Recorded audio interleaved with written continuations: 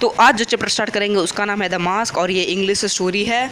तो शुरू करते हैं। तो इस कहानी का नरेटर का नाम है टॉप्सी और इसका एक कजिन है जिसका नाम है फेलुदा और ये प्राइवेट डिटेक्टिव है। और इस कहानी का दो और कैरेक्टर हैं जिनका नाम है राजन बाबू और तिनकोरी बाबू। राजन बाबू के घर में तिनकोरी बाबू रहते हैं किराएदार के रूप में। तो चलो शुरू करते हैं इस कहानी को जिसका नाम है द मास्क।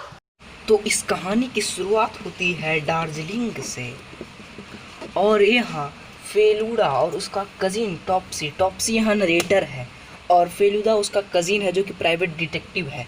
वो आए हैं दार्जिलिंग अपनी छुट्टियाँ मनाने। तभी जो है टॉप्सी अचानक से सुनता है राजन बाबू के बारे में जिनको एक धमकी भरा लेटर मिला था। फेलुदा और टॉप्सी राजन बाबू को जानते थे जिसके कारण उन्होंने सोचा कि इसका इन्वेस्टिगेशन करना चाहिए। क्योंकि फेलुदा एक प्राइवेट डिटेक्टिव था तो वो उनके घर पहुंचे। इनका रिलेशन क्या था राजन बाबू और फेलुदा टॉप्सी का?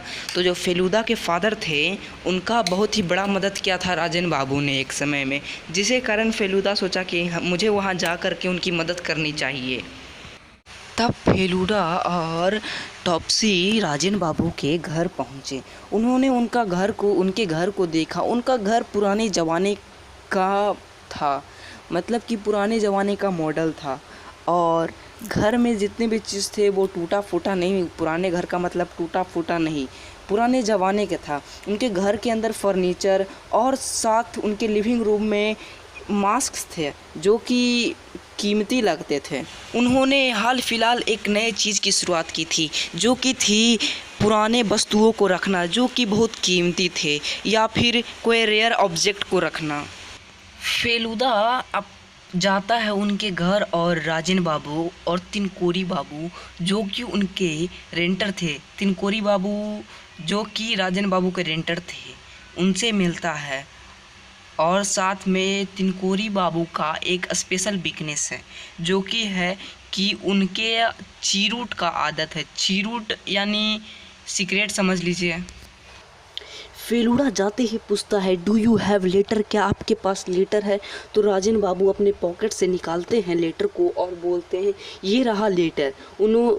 फेलुदा ने लेटर खोल के देखा तो देखा कि ये तो न्यूज़पेपर का कटिंग है, मतलब कि छोटे छोटे न्यूज़पेपर को काट करके बर्ड बनाया गया है जो कि पढ़ने पर धमकी भरा लगता है।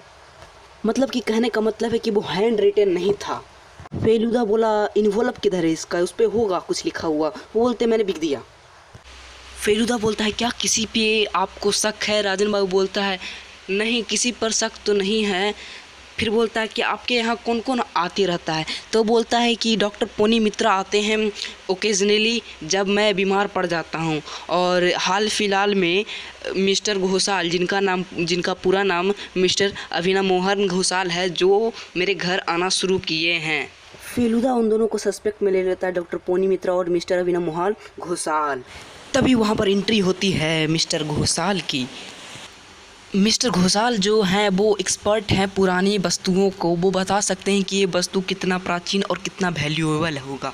और फेलुदा और घोषाल के बीच में कुछ कॉन्वर्सेशन चलती है। उसके बाद मिस्टर घोषाल चले जाते हैं। तब फेलुदा एडवाइस करता है राजन बाबू को कि आप कुछ दिन तक घर में ही रहिए। के बाद फेलुदा एक मेंटल पीस की तरफ पहुंचता है। वहां पर वो 3 फोटोग्राफ्स को देखता है। तब राजन बाबू बोलते हैं कि ये मेरा चाइल्डहुड का फ़ोटो है, ये मेरा वाइफ का फ़ोटो है और ये मेरे सन का फ़ोटो है।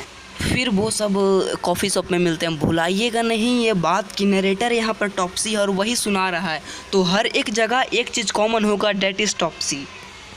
तो वो लोग फेलुदा के साथ कॉफ़ी शॉप पे मिलते हैं और फिर बोलता है कि मुझे मिस्टर घोषाल पर शक है क्योंकि मिस्टर घोषाल जो है पुराने चीज़ के एक्सपर्ट हैं जो कि राजन बाबू भी जमा कर रहे हैं। तो वो चाहते होंगे कि राजन बाबू को डरा धमका करके सस्ते दामों में उनसे ये चीज़ खरीदा जाए। जो उनके बेटे का तस्वीर दिखाया गया था मेंटल पीस के ऊपर, उनके बारे में एक जनरल इन्फॉर्मेशन जिसका नाम प्रवीर था, वो 16 साल की उम्र में चोरी करते पकड़ा गया था अपने पिताजी के कबोर्ड से पैसे चुराते पकड़ा गया था, जिसके कारण उसे घर से निकाल दिया गया था। अगले दिन फिर फेलुदा उनके घर जाता है। तब तिनकोरी बाबू बोलते हैं कि प्रवीर के बारे में आपने क्या सोचा है? मुझे लगता है प्रवीर भी इस स्कीम में हो सकता है। तो फिर बोलते हैं कैसे? तो वो बोलता है कि प्रवीर को 16 साल में जब निकाल दिया गया था तो वो गुस्से में ज़रूर होगा और वो अपने पिता से बदला ज़रूर लेना चाहता होगा। फेलुदा बोला ये बात भी हो सकता है। बाकी का वीडियो पार्ट 2 में तो लाइक ज़रूर कीजिएगा।